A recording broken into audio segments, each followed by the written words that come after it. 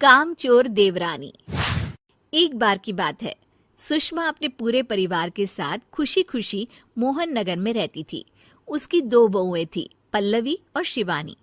एक दिन दोनों बहुएं रसोई में काम कर रही होती है कि तभी उनकी सास सुषमा उन्हें बुलाती है।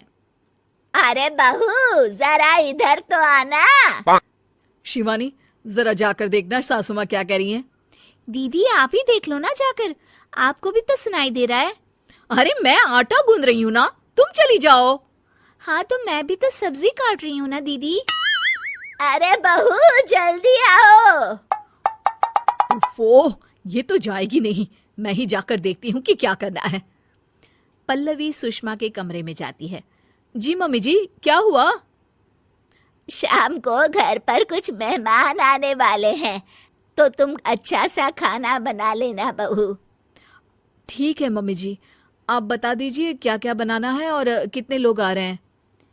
सुनील की मौसी जी और उनका पूरा परिवार आ रहा है। कुल मिलाकर 3 लोग और हमें मिलाकर हुए 9 लोग। तो अभी से ही तैयारी करना शुरू कर दो। और हाँ, घर की सफाई भी कर देना, हाँ अच्छे से। जी मम्मी जी, सब काम हो जाएगा, आप चिंता मत कीजिए। पल्लवी शिवानी को घर में मेहमान आने वाले हैं इसके बारे में बताती है। क्या 9 लोगों का खाना बनाना होगा, घर की सफाई करनी है? बाप रे, सासू माँ ने तो हमें घर की नौकरानी ही समझ कर रखा है। ऐसा नहीं बोलते शिवानी, हम इस घर की बहू हैं और घर के काम करना हमारा फर्ज है। दीदी तो है ही सासू माँ की चमची, जब देखो सासू माँ सासू माँ। मैं तो इतना सारा काम नहीं करने वाली। शिवानी कपड़े लेकर गमला साफ कर रही होती है और चक्कर आने का नाटक करने लगती है। मेरा सर चकरा रहा है। तभी वहां पल्लवी और सासू माँ जाते हैं। अरे बहू, क्या हो गया तुम्हें? मम्मी जी, बहुत तेज सर में दर्द हो रहा है।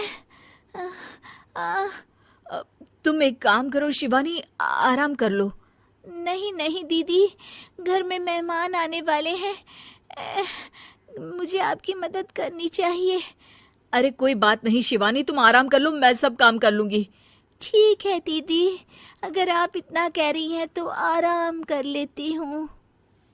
शिवानी आराम से अपने कमरे में मैगजीन पढ़ रही होती है। इसे कहते हैं आराम की जिंदगी।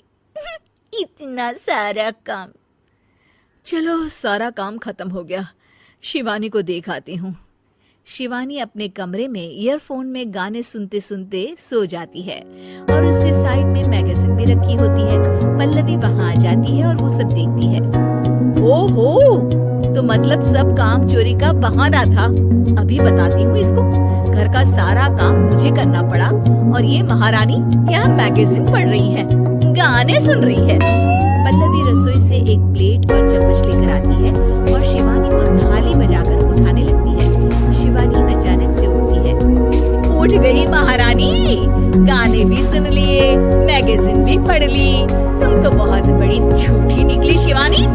तुमने सर दर्द का बहाना बनाया ताकि काम करने से बच सको। हाँ बनाया बहाना, तो क्या करती, इतने सारे काम करती। मुझे कोई शौक नहीं है चापलूसी का। क्या चापलूसी? तुम्हें लगता है कि मैं सारे काम चापलूसी के लिए कर रही हूँ? और नहीं तो क्या। तभी वहाँ सासू माँ आ जाती है। अरे बहू, वो लोग बस आने ही वाले हैं, तुम तैयारियां कर लो। जी सासू माँ, तुझे तो मैं बाद में देखती हूँ। सब खाना खाने बैठते हैं और खाना शुरू करते हैं। तभी सुनील की मौसी बोलती है। वाह भाई वाह, खाना तो बहुत ही अच्छा बना है सुषमा जी, एक एक चीज में क्या स्वाद है। ये सुनकर शिवानी मुंह बना लेती है। उसे अपनी जेठानी की इतनी तारीफ रास नहीं आती।